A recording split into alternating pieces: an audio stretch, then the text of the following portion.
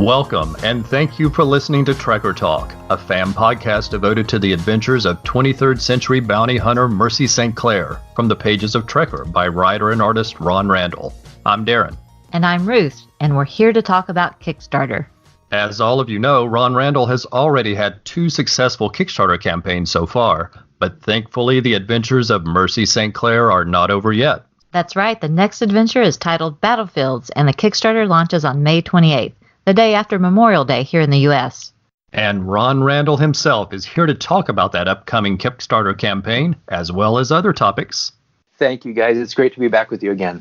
Well, we're very happy to have you. It's so exciting to get a chance to talk with you anytime, but especially about more Trekker. So that's what we're going to talk about today. I hope you don't mind. Sounds great. So I've got to ask, now that you've had 2 successful Kickstarter campaigns, how do you feel about that? Just thrilled. It's really it's a dream come true.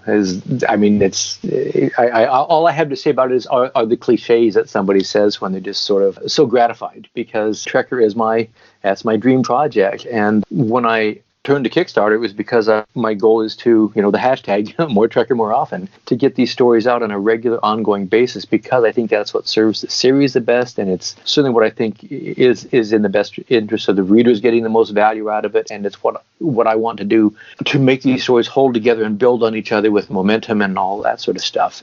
But I launched that first campaign. I had no idea what the level of support was going to be.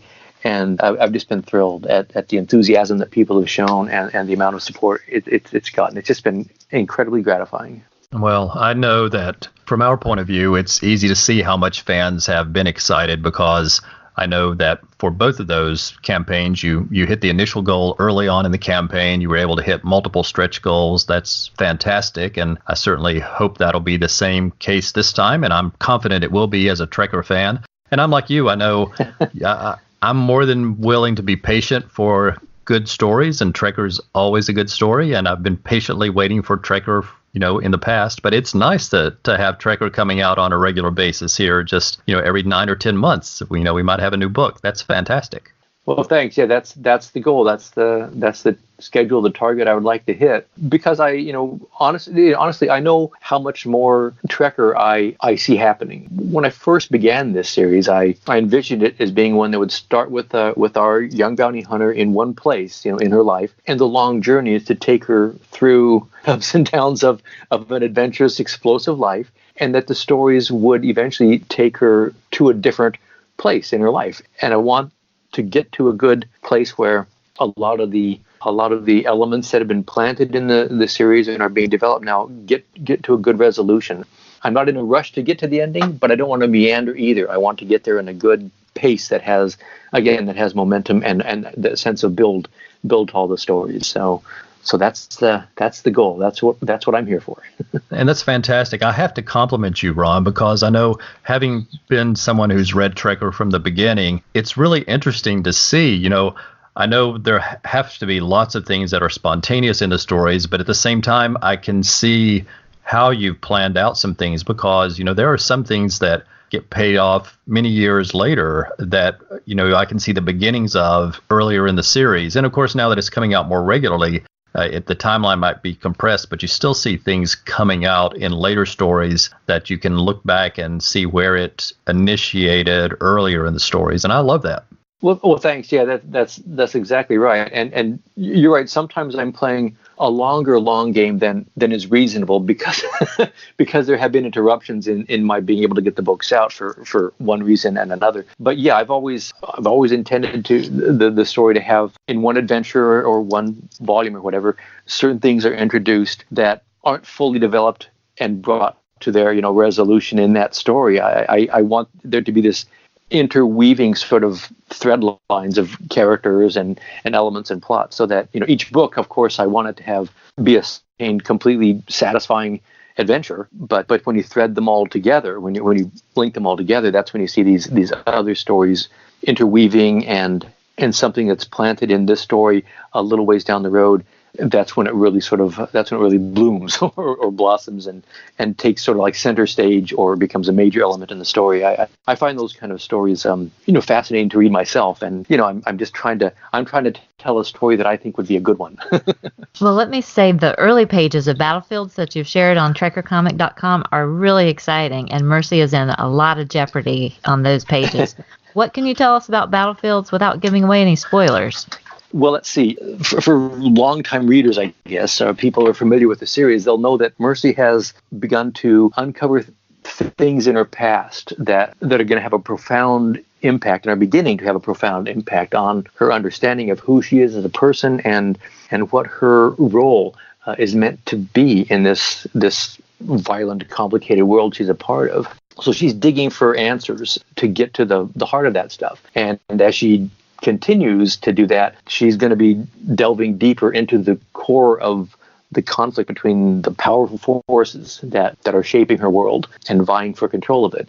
And not to put too fine a point on it, but her presence in that world is not particularly welcomed by some pretty powerful forces at play. So the deeper that she goes on this journey, the more deadly the journey will become. And that's where we are in Battlefields. We're at the place where the stakes and the body count will be rising higher than ever.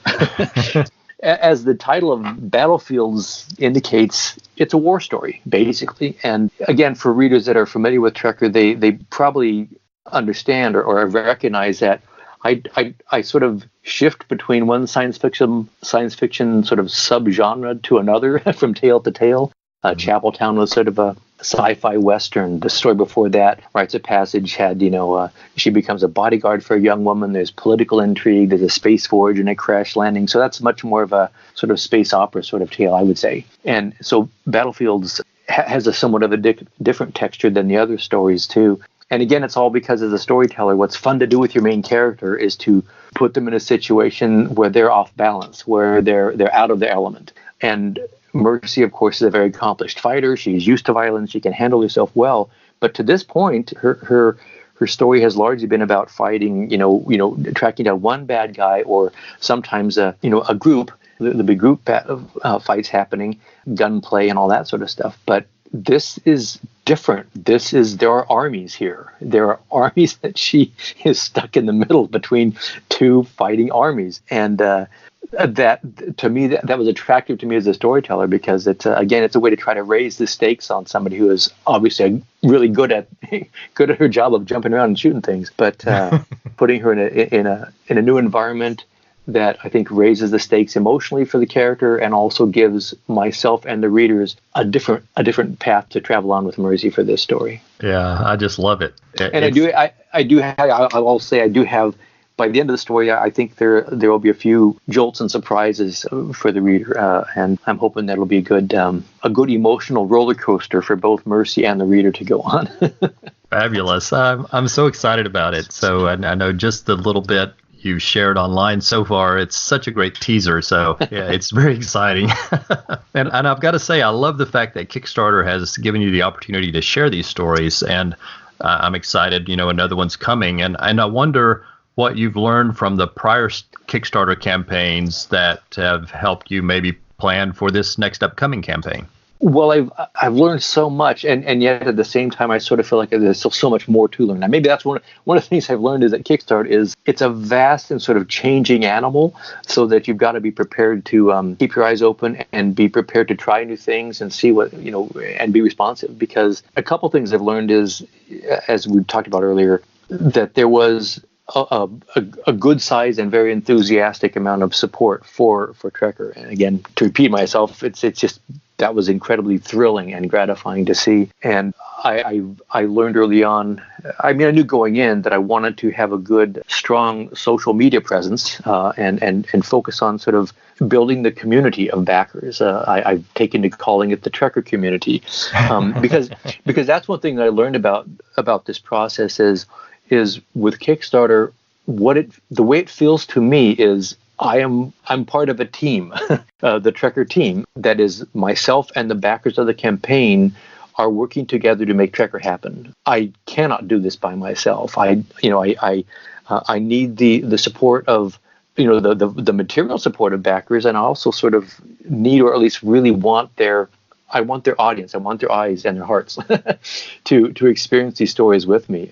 It's the sort of relationship that has developed with myself and the readers has become much more personal than it was when Trekker was being published by Dark Horse, for instance, which was it was a great experience, but it didn't have that immediacy. It didn't have the communication flow and the interaction. There was like a third party between myself and the readers, and there's just so much more directness, transparency. I'm not sure what the right way to describe it is, but that's been great to experience.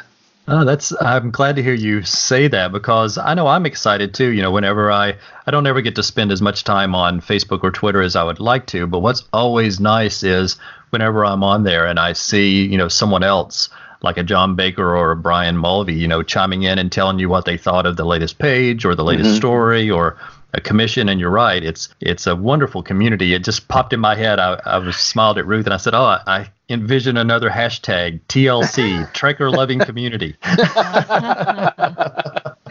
That could work too. Yeah, absolutely. It's just great. It's great. And I also discovered on the Kickstarter, and this really surprised me, how much I enjoy running the Kickstarter. Before I did it, I thought, this is going to be me having to spend 30 days, talking to people about my campaign. And, basically the bottom line is you're asking for their support. You're asking for their money. And I did not get in this business to do any of that sort of stuff. But what I found out is that it's just me talking about Trekker and trying to share my enthusiasm for Trekker, which I can do pretty genuinely, as your poor listeners are probably getting a pretty clear sense of right now. But so I've just really found out to my surprise how much I enjoy that sort of the dialogue with the backers that I have throughout the campaign. Fantastic. That's great to hear. I like being on the team, and I am happy to hear that you're enjoying getting to communicate that with people. Yeah. Well, let me ask, I was thinking about your previous campaigns, and they had some special exclusives for early supporters, and I wonder what you have planned for this campaign. Well, I'm going to take a slightly different approach in some ways. Some of the things are going to be very familiar. I'm going to have a couple of small prints are going to be available. One that's going to go to everybody who backs the campaign at any physical reward level is going to get an exclusive little print that a Kickstarter exclusive print. I'll have another one that will be available for backers that want to pledge at a slightly higher reward level than just the one that gets the book. And I got a few other rewards. I don't want to have to sort of like reinvent the wheel on each campaign, because it does take a fair amount of time to prepare and build the campaigns and put them out there. But I think it's fun to have a couple of new rewards or stretch goals to shoot for. So I've thought a sort of a recruitment style poster as a reward to add to this campaign. Since it is a war story, it seemed like that would fit the bill pretty well. There's also the possibility for stretch goals of possibly stickers and maybe a dust jacket that could be like a wraparound extra cover for the book. Nice. That I would probably have no copy on, no trade dress, no titles, just a nice big image. So those would be stretch goals. What I may not do with this campaign is have an early rewards level. I've heard some people that do campaigns think that can sort of stratify backers into those who are in the know and get in at the very beginning, and then the other backers who don't get that. So I'm not sure about that one yet. But as I say, that's the thing about Kickstarters. They're very complicated. There's so many facets to them. You have lots of questions to ask and answer before you hit that launch button. So that's one of them. I enjoy seeing how you package things and what the stretch goals are as they unfold. It makes it exciting as somebody kind of watching on the sidelines to see what's going to happen next. Well, good. That's the whole. That's the intent is to keep the backers sort of engaged and sort of rooting it on. And one thing I will be asking for on this campaign, just to warn those of you who are considering backing, is that I'm going to be asking for your help more than I have in the previous two, as far as helping to spread the word. And so as we are approaching stretch goals, I mean, it's I can't overstate how much value there is in people, commenting on a Facebook post or sharing it or commenting on a tweet, because every time somebody interacts with one of the posts about Trekker, it ups its visibility. It refreshes it on people's feeds, and all of that is valuable for getting the campaign in front of other eyes. Maybe people who have heard about Trekker before, but it's just not been firmly enough on their radar that they might want to support it, or they've heard about it but it slipped their mind. And those reminders are invaluable. That's the only way I can think of to get new backers. So yeah, the stretch goals will be hopefully a way to help motivate people to be excited and share their excitement. I really like that idea, Ron. That's again another plus you have with the community that you're helping create through these, because I know what you mean. I don't get to be on social media as often as I would like to. And anytime I ever get on social media, I always know I've missed a ton of stuff because, right. Just the timing of when I'm on versus, when somebody did a post. So even people who are my closest friends or people who do things that I'm most interested in, sometimes I have no idea about something that's going on. I actually had a conversation with someone today who mentioned they were getting their Kickstarter reward from a project that I would have been really interested in, and I had no idea about it. And so there was a friend of mine who hadn't thought to mention that, and I hadn't heard about it anywhere else. So it's so easy to miss something like that. So I'm like you, any opportunity somebody can retweet or share a Facebook post, or like you said, just comment on one so it refreshes in the feed. It's such a big plus, and I know as someone who wants to see those interactions, it's nice to me to know that somebody else is commenting on it because it brings it up at another time that I can see it, and that's fantastic. So I hope that's successful. Well, thanks. Yeah, and I mean, I do as much heavy lifting as I can. I'm posting relentlessly about this campaign for 30 straight days. That's advice I got from somebody who consults with a lot of people about how to crowdfund. And she sort of gave me a formula that included a lot of social media posting. And I sort of grumbled about it when she suggested it to me. And she said, basically, I know this is going to be out of your comfort zone to post that often and talk that much about your project. But this is how it's done. And so I did it on the first campaign because I said, well, like I say, I don't know what I'm doing, so I'm going to take the advice of people who have experience and are supposed to know this stuff. And it seemed to work. And in the second campaign, I had been, like I said, I'd been on Facebook pretty consistently for 30 straight days with several Facebook posts every day about my campaign. And on the last day of a 30-day campaign, a friend of mine who is a professional cartoonist, a professional comic book artist, and is on Facebook fairly regularly and follows me and I follow him, saw one of my posts and left a comment, "Oh, how come I'm only hearing about this campaign now?" and I sort of wanted to roll my eyes, and the mysterious algorithms of Facebook and who it let sees what when is way beyond me. Right. But the only take home that I felt was practical for me to get from that experience was I just need to keep posting that frequently, and even that isn't going to be enough. Right. So that's why the shares and the retweets is just vital if we want to continue to grow the Trekker community, the Trekker loving community. And it's funny now that you say that, it's like you're aware of every single one of those posts that you do, but your followers probably only see a fraction of them. So, the rest of us probably don't feel that we're bombarded by it, but it probably just feels that way to you. I certainly hope that's the case, because I'm yes, I am very conscious, and I was going to say self-conscious of it, but not to the point that it stops me from doing it. but and the other thing I do is I will say I do work very hard on each one of those posts too. I'm never going through the motions and just cutting and pasting some dry formula phrase about, "Oh, my campaign is up and running. It's a cool book. I hope you all support it." I really try to choose an image that hasn't been seen before, a panel from the story or something, and then try to have the copy around that image be something that relates to that image and calls attention to the campaign. So it's kind of exhausting, but I also find it a very sort of fun thing to sort of try to be playful with. So I hope that my posts are entertaining enough that even if people do wind up seeing more of them over the course of a month than they might think they want to see, that they will at least not be too annoyed by them. I try to have there be at least some degree of for lack of a better phrase, entertainment value in my commercials. Yeah, good variety, and they're well done. Thanks. Well, stretching beyond social media a little bit, I happen to know that in the middle of this campaign, you're going to be at Heroes Con, and I'm wondering if you have anything special planned on how you're going to attract new readers or new supporters while you're at a big event like that.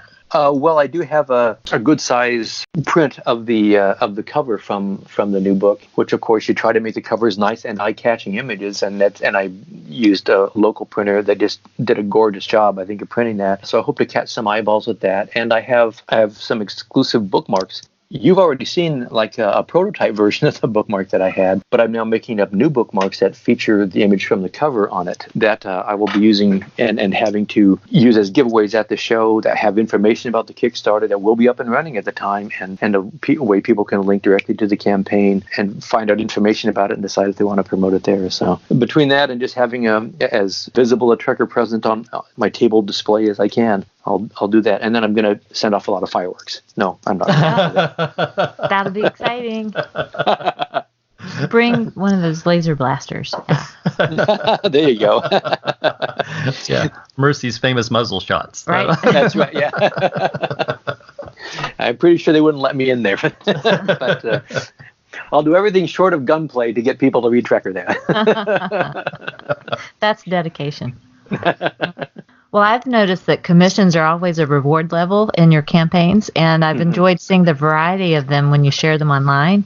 And I wonder, are there any unique commission requests that you've done for these campaigns that you hadn't received in the past? Yeah, it seems like almost every time I do a convention, and certainly with both of these two campaigns, I get some commissions that are very surprising for me. This last one was I got a commission for a character I had never heard of before. It was a Golden Age character, and his name is The Face. Fortunately, the guy who requested this commission sent along some reference images and said, I'd never heard of this guy. He was like a reporter, a wartime reporter stationed on the Pacific Islands, and so he's there with the GIs, but he's just a reporter. But he also would put on this mask that had like a sort of like a horrifying sort of gargoyle sort of image. It was just, I mean, back in the 40s, there were a million comic books and a million crazy characters that have fallen into obscurity over the years. And he was one of the most oddball ones that I've had. Somebody else requested that I do the Walt Simonson version of Thor, and that's an intimidating commission to be asked to do. Because Walt Simonson, but I was really happy that I when I had that one done, and I'd sent it out to the backer, and then I posted the image online, and Walt saw it and complimented me on it, which was very gratifying. Awesome. Yeah. So every campaign, it's great to see what the commission requests are. Sometimes it's something familiar and obviously very welcome, and other times it's quite a pleasant surprise. I've been asked to do a Sergeant Rock commission. Then, of course, I should probably mention that I did a commission of the two of you that was requested by another friend, where where you appeared as your Trekker alter egos on a cover that sort of harkened back to the old BBC Avengers TV series, and that was about as unique a commission as I've ever done, and it was just a tremendous amount of fun. Oh wow! We were stunned by that. We couldn't believe it. We weren't trying to fish for that as an answer, but we'll take that one because it was really spectacular. Well, it's a good illustration, I think, no pun intended, of how wide ranging the commission requests can be. You never know what you're going to field. I did one of Doctor Doom. I don't think I'd ever drawn Doctor Doom before, and somebody wanted a watercolor commission of Doctor Doom, and that was a blast. Anytime you get to try to enter into the Jack Kirby world, it's just exhilarating. It's just like, that's real candy for a cartoonist to play around with that stuff. And of course, I wind up doing several commissions, of course, of Mercy as I'm filling these things, and I never get tired of drawing that character, obviously. And that's a good thing. And I know our friend Professor Allen's ears just perked up as soon as he heard you mention Dr. Doom, because he's a hero in his mind. Well, there you go. Oh gosh. So I've got to ask another question though while we're talking about your art, because One of the things that amazes me about your art is just the way you're able to realistically capture characters in action. And Battlefields is certainly providing a lot of opportunities for that. And I just wonder how you approach those types of action sequences. Well, I have the benefit of having read a lot of comic books that are pretty action oriented when I was a kid. So some of those images and bodies in dynamic motion are sort of impacted deep within my my subconscious or whatever. And also I had the tremendous advantage of going to the Joe Kubert School and studying directly with Joe, who was such a master of that, of conveying figures in motion and extremes of action and drama. And working with Joe, a lot of that sort of rubs off on you, which is good because my other primary artistic influences tend to be much more poised and balanced. People like graceful, I guess is another way to put it. People like Al Williamson and Wally Wood and Hal Foster, their characters tend to be much more sort of in control and in balance. And Joe's characters are jumping all over the place and with explosive action happening in them. And so my work tends to fall somewhere in between that spectrum, I guess. And Joe's always in the back of my mind wanting to push the dynamics when there is action happening. So that's one part of it. And from the very beginning with Trekker, I've been invested in trying to make it feel as believable, as realistic as I can convey, given that it's a science fiction story and sort of outlandish things are happening. So making the characters move in ways where they feel solid and three-dimensional and also are moving through three-dimensional space. It seems like it's such an important aspect to try to maintain that believability, that realism, for lack of a better word, that is just as important to have in the flamboyant action sequences as it is when someone is just like walking into a room and sitting down in a chair. and that sense of believability, is important enough to me that I just work as hard as I can to make it happen. So I guess that's the bottom line. Is it's like with everything else, I want to make the stories. I want to put my story across to you, reader, and anything I do in my story that strikes a false note, I don't think that figure looks right, or wouldn't that person be running faster?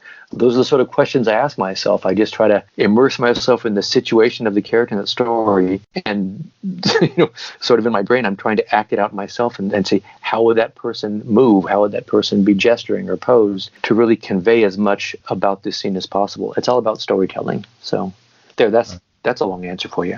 Oh, yeah, but what a great answer, and so many different references where you have picked that up. It's fantastic. For those who missed out on the two previous Kickstarter campaigns, you have an Etsy store where you sell copies of both Chapeltown and the Dark Star Zephyr and other items. And I wonder if you could tell us a little bit more about your Etsy store and why fans should visit. Well, yes, I do have an Etsy store, and you've summed it up very well. Besides those two books, I have some prints of Trekker and a couple of other books that I've done in the past for other publishers, for DC and Dark Horse. And I also have several pages of my original art there. The primary purpose of the Etsy store is if I'm not able to cross paths with some fan at one of the conventions that I do, this is the best way that they have to get a hold of things that I otherwise only get to make available at convention appearances. Between that and, again, as you said, for people that don't find out about one of the Kickstarter, like Darren was just describing a Kickstarter campaign he would love to have backed and didn't hear about it, and that happens. So since the Kickstarter Trekker books aren't available in bookstores, I want them available to readers who didn't find the first campaign or the second campaign now. So I want to have those available, and that's the primary. Those are the two primary reasons that I have the Etsy store there. It's a great way for me to have some of my work available, and I try to fulfill those orders very quickly. And you do. We've ordered, we know. So I know in addition to your Etsy store, you also continue to post a new page of Trekker early every week on your Patreon site. And I know I love those posts because they include everything from the development of the art, from your thumbnails all the way through the finished page. And you also do a write-up about the process you go through for each page. And I just wonder what it's like for you to put those posts together each week. I find it really interesting to do them because sometimes as I'm deciding what to say about, the process of working on the pencils on this page or the thumbnails or whatever it is, I will sort of bring to my conscious mind, because I have to articulate it as I'm writing about it, what up to that point might have been, by this point, sort of just unconscious choices that I've made about how to design a page or how to block out a sequence of action, because I've been doing comics for quite a while now, and I have definitely have the experience sometimes when I'm doing something that I know that at this point I just immediately reject a certain number of possible, say, panel layouts for a panel, because I've had past experience to know that that's a dead end. That path isn't going to work out. So I don't do that. I just go on to making a choice that I know will work. And a lot of that sort of thinking happens pretty quickly without my even almost being consciously aware of it. And then this comes down to all sorts of the little choices, the millions of choices you make when I'm doing my thumbnails, when I'm doing the penciling, the inking, and the coloring. So it's sort of instructive for me in a way to go back and have to revisit and slow down my thinking and articulate some of the steps that I've made along the way. And it's also fun to be able to occasionally comment on a page and what the significance of this page has within the context of the story that it's telling. I try to be very careful when I do that to not give away spoilers. You and I, Darren, have discussed how much we both like to avoid either giving or receiving spoilers. So I try really hard on the Patreon pages to sort of let the patrons in on a lot of my creative process, but draw the line at not wanting to spill the beans or anything for them there. I find it fascinating to see how the pages are constructed and the thoughts that go into them. And I know if I were trying to become, a comic book artist writer myself, I would look to these as instructional material, because there's just so much detail and depth and insights on those pages that I think they're valuable. Well, thanks. I really when I built the Patreon site and was trying to figure out what content to post there, I knew I didn't have the time available, because I'm spending so much of my time doing the comic book and running Kickstarters and everything else, that I couldn't offer a whole lot of like physical extra rewards. Some people have Patreon accounts, and for their backers, they send out postcards, or they're just pretty interactive on it. But I figured one thing I can do is just post these pages with hopefully some information that people will find interesting. And as you say, if someone's trying to learn more about the craft of becoming a comic maker, hopefully some of the things that I say there might help to give them a couple of things to focus on and take some steps forward in their own pursuits. But if not, I just know that myself, I dabble in playing music, for instance. So it's fascinating for me to listen to musicians talking or interviews of musicians, and the craft of writing a song or recording with other musicians or just performing with other musicians. And I find it really interesting to take some peeks behind the curtain into the creative process of things that I'm interested in, even if I may not aspire to be a professional performing musician. It just deepens my insight and understanding of the music that I enjoy listening to. So I'm hoping that the comic readers and readers of Trek in particular might just find that the Patreon post helped make it a richer experience to read and experience the stories, knowing a little bit more about what goes into the making of them. I think that's the case. Definitely. Well, good. Definitely. And I know there's several neat things that have happened since the last time we spoke that I'd like to ask you about. And for example, you were involved in the Netflix TV series Best Worst Weekend Ever. And I'd like you to tell us how you got involved. And for those who haven't seen it, tell us what you did for the show and what it was like working on it. Okay, sure. That job came to me. So normally when there are art needs for a series like that, there is a guild of artists down there in Hollywood that are usually called upon to do that sort of work for most of the shows, for production work and set design stuff, I guess. In this case, they were specifically doing a story that was going to be really centered around a fictional comic book from a fictional comic book creator and company, and they wanted to have a certain look and style and presentation. And what I was told is that the available artists down there didn't have the particular skills that they were looking for. So they initially reached out to Dark Horse as a source of comic book artists, connections. And eventually Dark Horse got a hold of me, thinking that my my art style and approach might be something that could fit with this project. I'd done some other work through the Dark Horse marketing departments for like a couple of other promotional posters for different companies here. So they sort of knew I could field this kind of job occasionally. So I was working through, the connection was made through Dark Horse, but eventually I wound up working directly with the Netflix people who were producing this show. Which the capsule of it is, it's a group of young people are fans of this comic book that was created by one, I guess, brilliant comic book creator who left the story hanging, no conclusion. So they various hijinks ensue as they try to come up with a way to meet this guy and persuade him to let them tell the rest of the story. So because of that concept, they needed to have some elements in the show that would have been sort of artifacts from that comic series. They need to have some physical comic books and posters on the wall and merchandise things. One of the main characters wears a T-shirt with this comic character on it. So they needed an artist that would draw stuff in those styles that could be shown on screen. And so that's what I did. I did drawings that were turned into the T-shirt and several pages of a comic book so they could mock up a comic book that the kids could be paging through and cover images from different stories and things like that. So it was a lot of fun getting to sort of retroactively create a series from years gone by. It was fascinating to watch and to spot your art as we were watching the show. It's like, oh, look at that T-shirt. Oh, look at that. It was just a lot of fun. It was a little bit disorienting for me too to watch it. Well, that's my drawing, all right. Why is it on TV? You know. And we would freeze frame sometimes to take a closer look. And there was one thing I noticed when they were showing one of the comic books that they had your name listed as editor-in-chief, and I just love that. That's right. I think that was I think the producer's idea, and they ran it by me and said, we want to give you credit. And I said, that's fine. Sounds fine to me.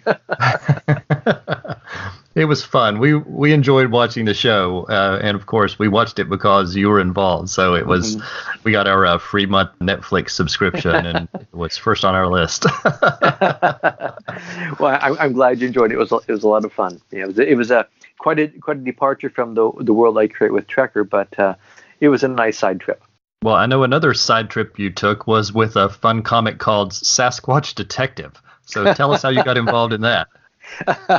Yes, that was another one that came to me out of the blue, out of left field. That may be a bad way to put it. I was approached by an editor, Marie Javins at DC Comics. I'd worked with Marie a few times in the past on a couple of Catwoman stories a few years ago, and she was also the editor on the Future Quest book that DC put out that I got to climb on and be part of that really fun revisiting of Johnny Quest and Space Ghost and all those Hanna-Barbera characters. So that was really fun.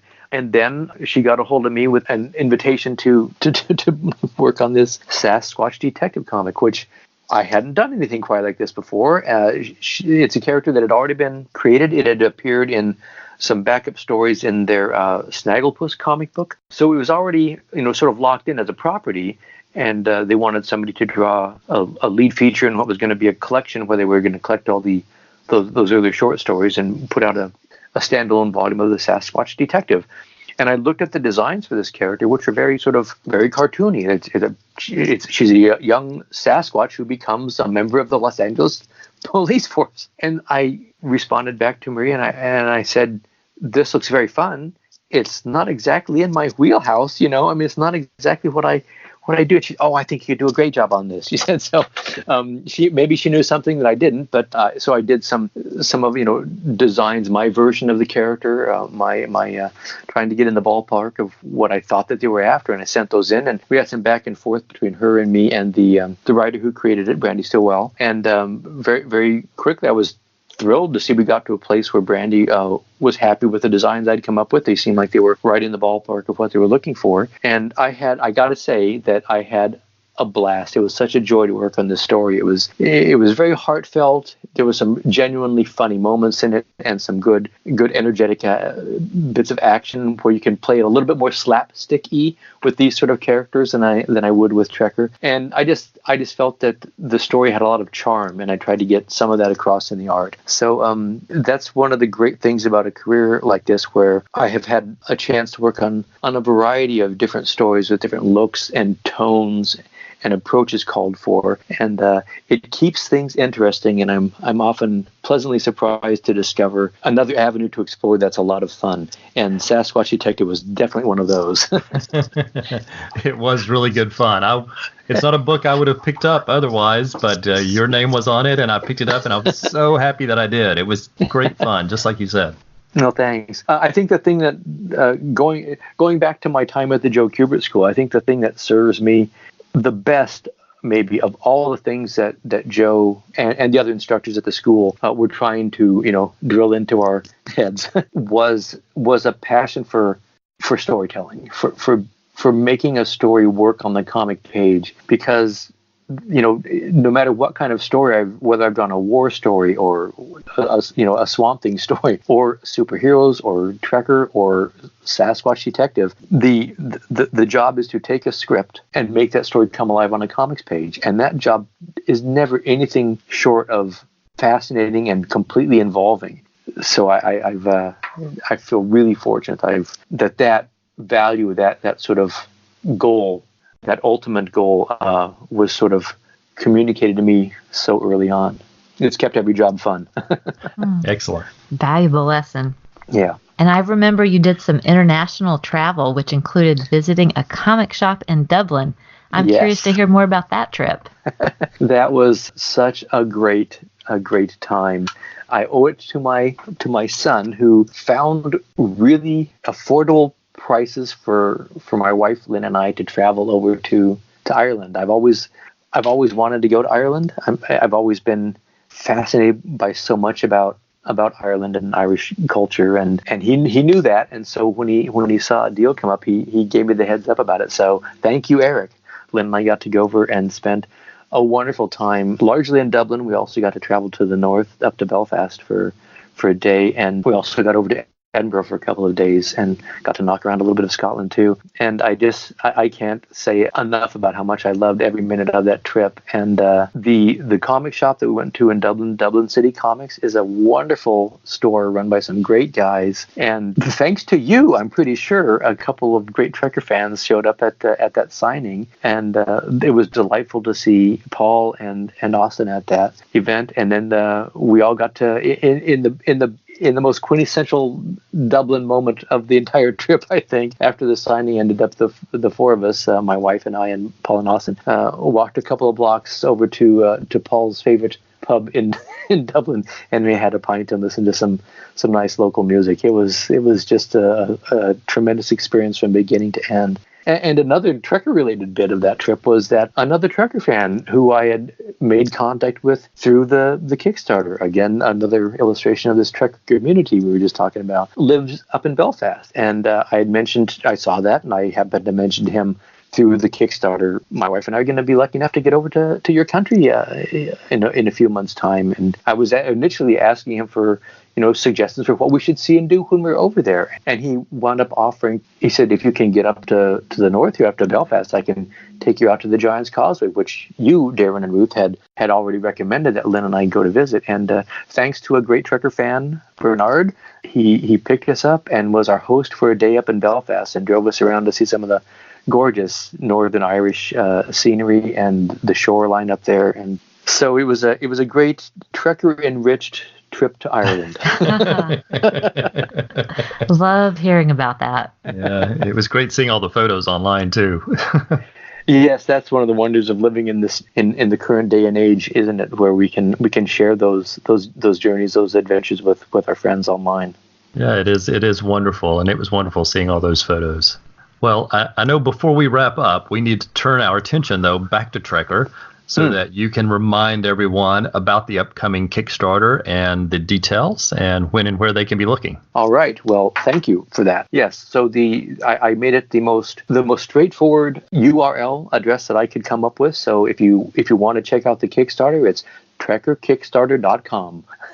And the campaign runs from May 28th to June 27th. I've tried to build as fun and exciting a campaign as possible to mirror the book that is as fun and exciting as I can make the book. And I do want to encourage people, if you are interested, to please, if you can check it out, and consider backing it on the first day or two. That's another thing that I've learned about Kickstarters, is that the early support is really, really important for increasing the chances of the campaign's overall success. When a campaign starts strong, Kickstarter itself does more to promote the campaign and raise its visibility, which also increases its chances of success. And when people see other people backing a campaign, they're more likely to back it themselves. That's just human nature. So I hope you'll check it out and hopefully find something there that inspires you to want to get on board. That'll be easy for us. Yeah, we'll be there.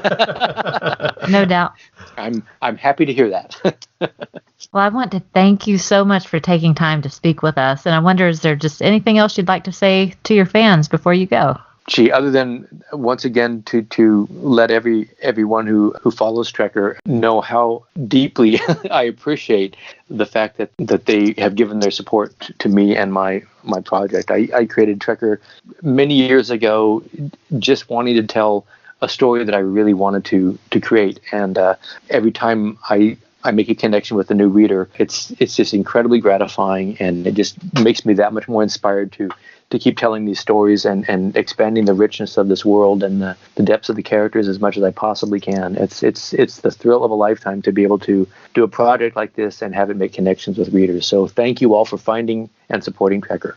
That's a perfect way to end it. And thank you, Ron, for joining us here and chatting with us. We always appreciate your time, and have a wonderful day. Thanks very much. You guys are great. I love your show and look forward to speaking with you and seeing you again as soon as possible. Sounds good. Bye-bye.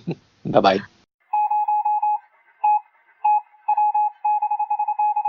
Next up is Trekker Transmissions, where we share the listener feedback we've received since last time. Your feedback adds so much to the show, so big thank you to everyone who took the time to write or get in touch through social media. We are very excited about the efforts of many comics fans who are rallying to promote the new Kickstarter. I know Ron Randall appreciates everyone's support. And now let's move on to feedback from our last episode. John Baker of 3 by Space wrote, I've gone through the entire Chapeltown book and want to emphasize the high-quality work this truly is. Stories, art, colors, and all those wonderful nuances Ron filters in that add to the ambiance. In short, it's good stuff. A lot of fun surprises. The cover is outstanding and the color inside and contrast artistry are splendid. It's quite a work. Just got through the episode and loved the rundown of Chapeltown without giving up the spoilers. As always, your passion for the work of Ron Randall is refreshing and uplifting. With the book in hand, your commentary adds a little extra sizzle to my journey through the work. Thanks for your commitment and time in doing the podcast. It does Ron's work great justice. Thanks for your insights, John, and especially for pointing out that we avoided spoilers. We intentionally want to stay a little behind the publication of the books before we review them, because we want everyone to get a chance to read and enjoy the books as Ron intended. However, now that it's been out a while, we'll be starting our in-depth coverage of Chapeltown with our next episode. Chris Carnes of Bat Books for Beginners and the Professor Frenzy Show commented, Great episode. I have my copy, and it's so cool to see some familiar faces inside. Thank you, Chris. When Austin Appleby discovered our podcast, he spent some time catching up. He was kind to share some thoughts along the way, and we really appreciate that. And we laughed one day when he wrote to say, I've broken my rule of listening to only one episode a day. Listening to the adventures of Mercy St. Clair has been one roller coaster of a ride. I really enjoyed the 4-part story titled Sins of the Father. I'm really looking forward to seeing where her adventures lead. And later Austin wrote again to share that he had completed the Trekker Omnibus. He said, I already knew what was going to happen through your great podcast, but it didn't make it any easier reading what happens to Paul in Trial by Fire. I wish they could have added another story afterwards since that one was so hard-hitting. And when he got to episode 31, the Chapeltown preview, Austin wrote, I really do want to listen to it badly, but I also want to read the story first. Now that I feel caught up, I want to let the story surprise me as I read along. We're so glad you enjoyed it all so much, Austin, and thanks for sharing your stories as you went along. Swagcat Aaron came up with a great question. He emailed Ron Randall to ask about the name Rigel and shared this reply that he received from Ron. I felt Rigel sounded nice and remote and sci-fi, and made a fitting name for an organization out in the stars when I first began the series. Now, as Mercy's travels take her further afield, Rigel is becoming less mysterious and remote, which was the plan from the start. Thanks for sharing Ron's answer, Aaron. Kirk Spencer is a big fan of Ron Randall's Trekker, as well as his work on Sergeant Rock, so we were delighted when he shared photos of the amazing Sergeant Rock commission he got from Ron. Sergeant Rock was some of Ron's earliest published work when he was studying with Joe Kubert. Ron Randall shared online that he was proud to be included in a top 10 list over at the On Comics Ground website, and he was astonished to see Trekker on the list with Wonder Woman, Catwoman, Strangers in Paradise, and more. Thank you, Shoot the Breeze Comics. We'll include a link to the article in the show notes. It has great information about Trekker and some terrific images to go along with the article. And we'll close this section with a new review at Apple Podcasts from Cameron Looney, who said, I am totally loving this podcast. Ruth and Darren are always entertaining. This comic has a Cowboy Bebop vibe that draws you into this sci-fi action drama. Thank you so much for introducing me to this book. Why isn't this at least on TV? Thanks so much for taking the time to write, Cameron. We're also fans of Cowboy Bebop and definitely agree with you on the similar vibe. And we're right there with you on wanting to see Trekker on TV too. We want to extend our Trekker thanks to everyone who supported us on social media since last episode. These are people who liked or shared posts from us on Facebook, Twitter, and Instagram, and we sincerely appreciate all of your support. Before we start, let me say if we miss a name, please let us know and we'll correct that in the next episode. And also forgive us if we mispronounce your name. Just email us and let us know and we'll correct that next time as well.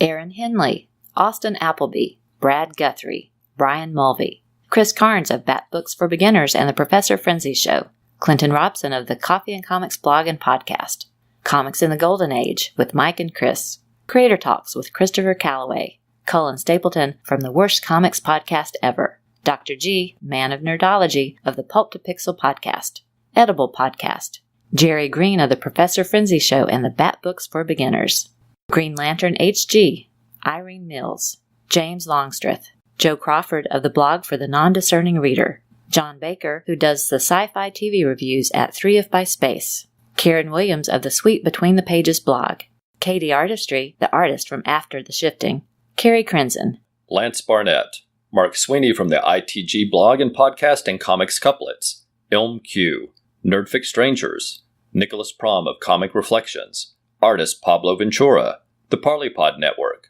Paul Hicks of Waiting for Doom and DC OCD, Professor Allen of the Relatively Geeky Podcast Network, Randy Andrews of Soundtrack Alley and the Gen 13 Files, Reggie Hancock of the Cosmic Treadmill Podcast and Weird Science DC, Resurrections and Adam Warlock and Thanos Podcast with Al Sedano, Ron and Lynn Randall, Sherlock 28, Spoiler Country, Swagcat Aaron, Talk Nerdy to Me, Tim Price, Timothy G. Kramer of the Provocative Praise blog, Vic Sage of the Retroist and host of the Radio Memories Podcast, and Warren Montgomery of Will Lil Comics. Thank you all, and we'll be right back after we play a couple of promos for other podcasts that you might enjoy. Hello, Paul. Hello, I am Dr. Herfenstaffner. Come in, please. Take a seat. What can I do for you today? I can't sleep. I can't focus on anything. The only thing I can think about is like DC events. DC event, as in the comic books. DC events. Yes, the comic book events. Ooh, interesting. Are we talking things like Crisis on Infinite Earths? Yeah, totally. That one. Yeah. Infinite Crisis. Yeah, that one too. Oh, very, very Invasion, maybe. Yeah, definitely. The Genesis. Not so much. No. Oh. Okay. Well, I think it's really good if you talk about the things that are troubling you in your life. So maybe you should do a podcast about this obsession. What do you call this obsession? What do you think it is? I think you're a unique case. I've not seen anything like this before in my office. I'm going to suggest that you have what we call DC OCD. What? DC OCD? You are obsessive and compulsive about your DC events. I think you should talk it out, get it out of your system via our podcast. I will help you, my friend. We shall do a podcast together about your DC OCD. Oh, okay.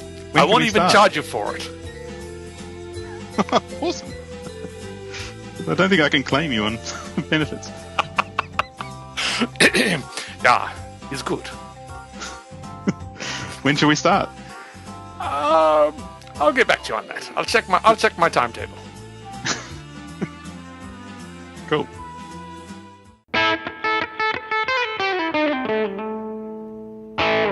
Hello, I'm Jerry. And I'm Chris. We are the hosts of the podcast Bat Books for Beginners. We both love Batman comics. And we like other comics too. Comics that don't get the attention that the Caped Crusader gets. We want to bring attention to our favorite indie and small publisher comics. Some of it will be weird. Some of it will be wild. But great storytelling can come from anywhere. So we started a brand new podcast, The Professor Frenzy Show. On the Professor Frenzy Show, we will share some of our favorite indie comic books with you. Search for us on iTunes, Google Play, and everywhere podcasts are found. We hope you will search, subscribe, download, listen, and join in on the fun. Professor Frenzy, it's a show. Professor Frenzy Show.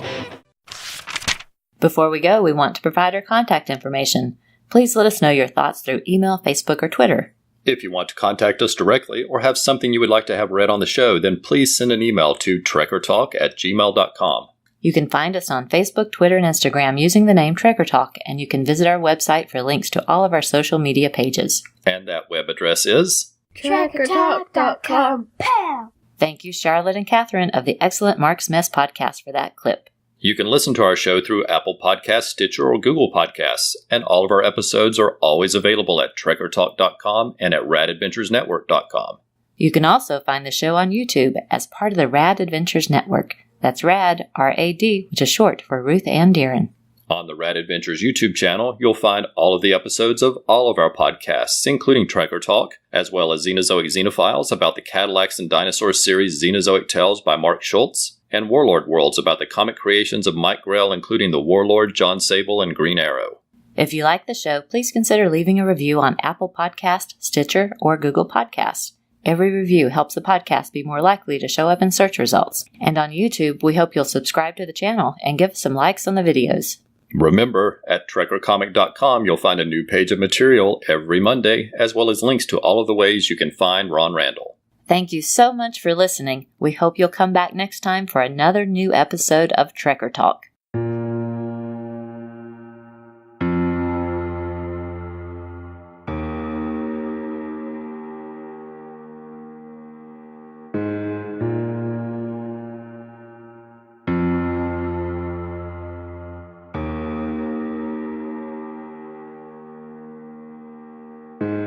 Trekker Talk is a proud member of the Comics Podcast Network. For more information, visit comicspodcast.com. We are not affiliated with Dark Horse Comics or Ron Randall. The views expressed on the show are solely ours. Music is taken from the album Royalty-Free Music, Movies, and Videos from the Royalty-Free Music Club. We make no money from this podcast and no copyright infringement is intended.